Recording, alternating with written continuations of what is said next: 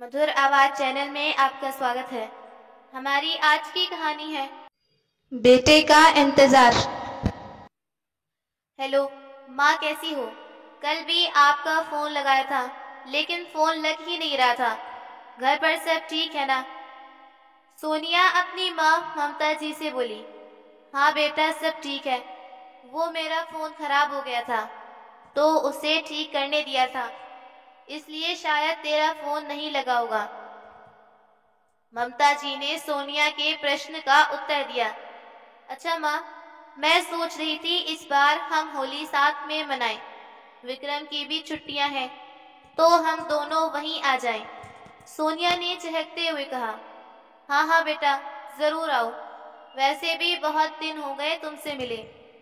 मैं तुम्हारे लिए तेरी फेवरेट दही बड़ी और गुजिया भी तैयार रखूंगी, ममता जी ने सोनिया से कहा। सोनिया खुशी खुशी अपनी तैयारी करने लगी। इधर उसके ससुराल में बहुत शांति पसरी हुई थी। अगर पत्ते भी हिलते तो उनकी आहट तक सुनाई दे रही थी। उससे ज्यादा मौन और खामोशी तो सोनिया की सास और विक्रम की मां सुधा जी के मन में थी। घर में दो शख्स मौजूद थे, पर उसके बावजूद दोनों अलग अलग कमरों में थे। सुधा जी अपने ही ख्यालों में गुमसुम सी बैठी थी। हमेशा अपने बेटे विक्रम के बारे में सोचती रहती। उन्हें लगता कि अभी उनका विक्रम आएगा और माँ माँ पुकारता हुआ उनके सीने से लग जाएगा। अचानक ग्लास गिरने की आवाज आई। तब सुधा जी की तंद्रा टूटी। उठकर रसोई में गई तो देखा पति कमलनेश जी जमीन पर गिरे पानी को साफ कर रहे थे। आप रहने दीजिए, मैं साफ कर देती हूँ। पानी पीने आया था, पता नहीं अचानक हाथ से ग्लास कैसे गिर गया। अरे अरे, कोई बात नहीं, हो जाता है कभी कभी, कहते हुए सुधा जी कमलेश जी के हाथ से पोछा लेकर फर्श साफ करने लगी। कमलेश जी को उनकी ये चुप्पी बर्दाश्त नहीं हुई थी, इसलिए वो बोले, चलो सुधा पड़ोस के मंदिर में संध्या आरती करके आते हैं। मेरा मन नहीं है जी, आपको जाना है तो आप जाइए, सुधा जी ने उदासी भरे स्वर में कहा। आखिर कब तक बेटे का इंतजार करती रहोगी? 4-5 दिन बाद आ जाएगा। क्यों आप अपने आप को इतना कष्ट दे रही हो? हाँ, पता है कैसे आएगा, कब आएगा, लेकिन क्या करूं, बहुत याद आती है विक्रम की। आपको नहीं आती क्या? सुधा जी ने तंज कसते हुए कहा। कमलेश जी ने गहरी सांस ली और अपने मन की पीड़ा को छुपाते हुए उन्होंने सुधा जी को समझाने की कोशिश की।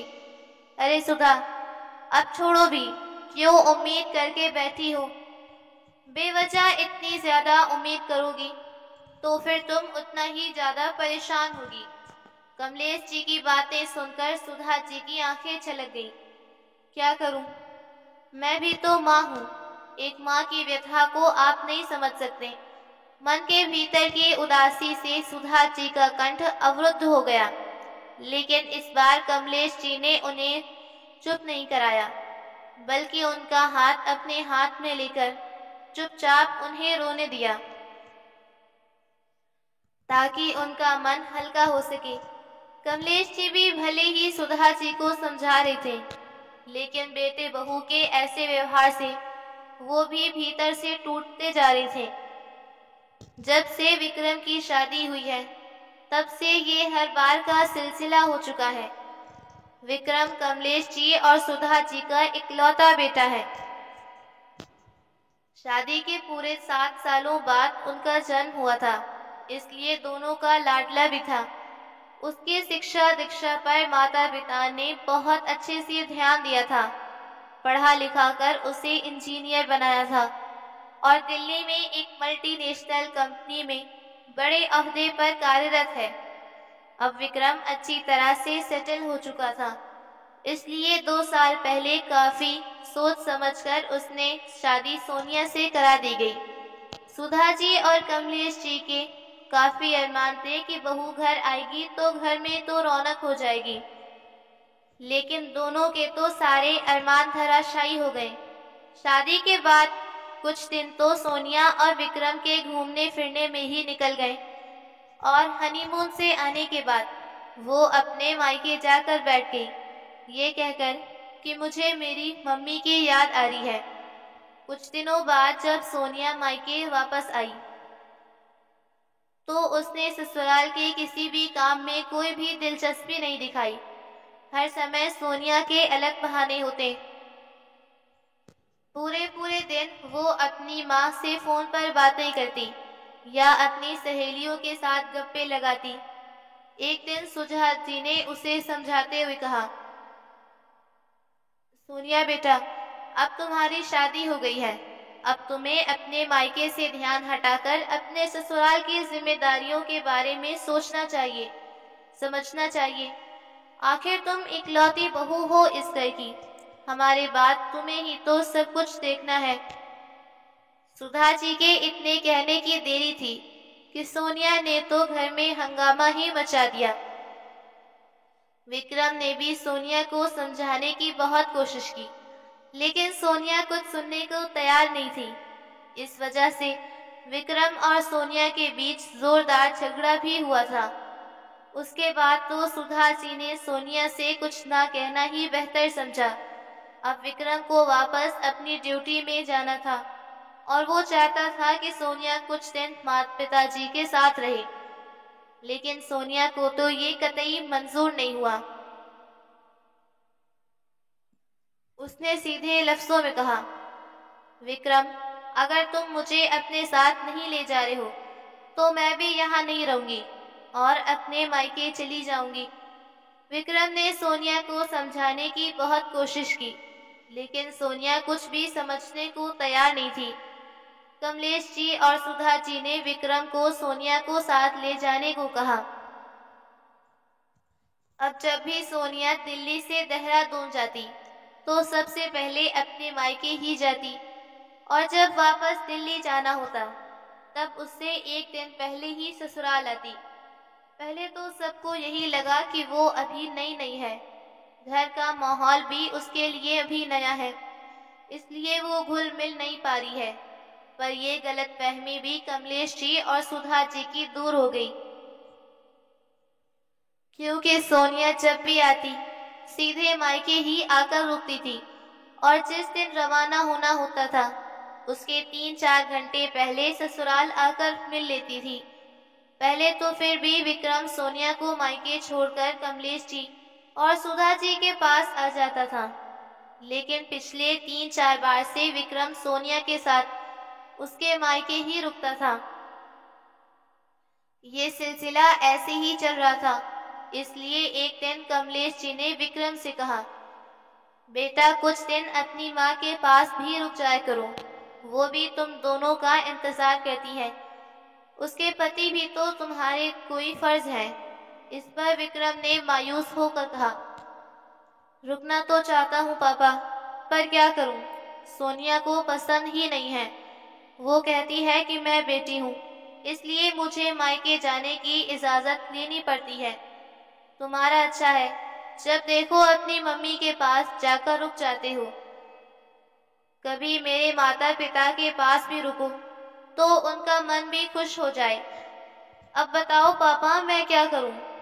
विक्रम की बात सुनकर कमलेश जी ने हैरानी के साथ कहा, पर बेटा हमने उसे कभी रोका कहाँ है, और वैसे भी वो हमारे पास रुकी कब है जो हम उसे रोकेंगे।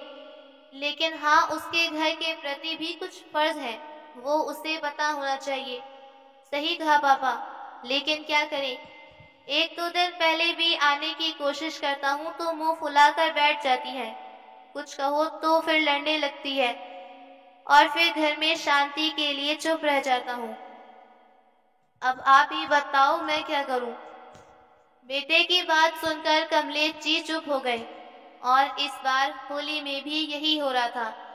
विक्रम और सोनिया पिछले 3 दिन से देहरादून में आए हुए थे, लेकिन दोनों सोनिया के मायके में रुके हुए थे। हर बार तो सुधा जी तसल्ली कर लेती थी, पर इस बार उनकी हालत कमलेश जी से देखी नहीं जा रही थी। वो मन ही मन सोचने लगे, बच्चों की परवरिश में प्यार और संस्कार दोनों जरूरी हैं, वरना वे अपने ही माता पिता के लिए पराये बन जाते हैं। आज उन्होंने अपने मन में दृढ़ संकल्प कर लिया था। अगली सुबह वो उठे और अपने रोज के कामों से निवृत्त होकर सुबह सुबह तैयार हो गए। उनको ऐसा तैयार देख सुधा जी चौंक गई। इतनी सुबह सुबह आपकी तैयारी कहाँ की हो रही है? सुधा, कल होली है, इसलिए बाजार से कुछ मिठाई वगैरह लेने जा रहा हूँ। कमलेश जी ने सुधा जी की बात का उत्तर दिया। अरे मिठाई कौन खाएगा यहाँ, ऐसे ही पड़ी रहेंगी, उदासी भरे स्वर में कहे सुधा जी कमरे में चली गई। कमलेश जी ने घर से रवाना हुए और सीधा पहुंच गए सोनिया के मायके। इतनी सुबह उन्हें घर आया देखकर सब लोग हैरान रह गए। तभी सोनिया के पापा ने कहा, अरे समधन जी, आज इतनी सुबह सुबह? आइए बैठिए ना, आज सुबह सुबह कैसे आना हुआ? समधी जी, बस आपसे इजाजत लेने आया था। कमलेश जी ने भी अपने हाथ जोड़ते हुए कहा। उनकी बात सुनकर सब हैरान रह गए और एक दूसरे की शक्ल देखने लगे। हम समझे नहीं समधा जी, आप क्या कह रहे हैं? किसी चीज की इजाजत? सोनिया के पापा अभी भी हैरान परेशान थे। वो क्या है ना समधी जी, पहले जो बेटियां शादी होकर ससुराल जाती थीं तो उसके मायके वाले उसे लिवाने आते थे और यूं ही उसके ससुराल वालों से इजाजत मांगते। देखिए समधी जी, हमें पता है कि जमाना बदल गया है, तो हमें कोई एतराज नहीं। हम भी अपने बेटे को ले जाने के लिए आपसे इजाजत मांगने आए हैं। उसकी माँ भी पूरा साल अपने इकलौते बेटे का इंतजार करती, पर क्या करें, मेरा बेटा तो कुछ बोल ना पाता। इसलिए आप और सोनिया से कहें तो क्या मैं अपने बेटे को घर ले जा सकता हूँ? अरे समधी जी, आप ऐसा क्यों कह रहे हैं? बेटे बहू तो आपके ही हैं, उन पर आपका पूरा हक है। क्या सच में? शादी के 2 साल में तो कभी लगा नहीं मुझे, उल्टा तो यही लगा कि मेरा बेटा भी मेहमान बन गया, जो यहाँ से रवाना होने से पहले 1-2 घंटे पहले आता है और मेहमानों की तरह मिलकर चला जाता है। तब आखिर सोनिया के पापा ने अपनी पत्नी और बेटी सोनिया की तरफ देखा। दोनों नजरें झुकाए चुपचाप खड़ी हुई थी। आखिर सोनिया के पापा बोले, माफ करना संधी जी, गलती आपकी नहीं, गलती हमारी है। हमने कभी इस तरफ ध्यान ही नहीं दिया। बेटी की शादी तो कर दी, पर कभी ये नहीं देखा कि वो अपने ससुराल में किस तरह का व्यवहार कर रही है। फिर सोनिया ने मुखातिब होकर बोला, सोनिया जाओ अपना सामान पैक करो, तुम आज ही अपने ससुराल जा रही हो। और याद रखना, जैसे तुम्हारे मम्मी पापा तुमसे मिलने के लिए इंतजार करते हैं, वैसे ही तुम्हारे पति के मम्मी पापा भी उनसे मिलने के लिए इंतजार करते हैं। अगर यहाँ मिलने आती हो तो कम से कम दोनों जगह पर बैलेंस बनाकर चलो, और मेहमानों की तरह ही ससुराल जाना है तो माफ करना। आज के बाद मायके में तुम्हारा स्वागत भी मेहमानों की तरह ही होगा। याद रखना, कोई शिकायत का मौका ना मिले। अपने पापा के कड़े रुख को देखकर सोनिया की ज्यादा कुछ बोलने की हिम्मत नहीं हुई।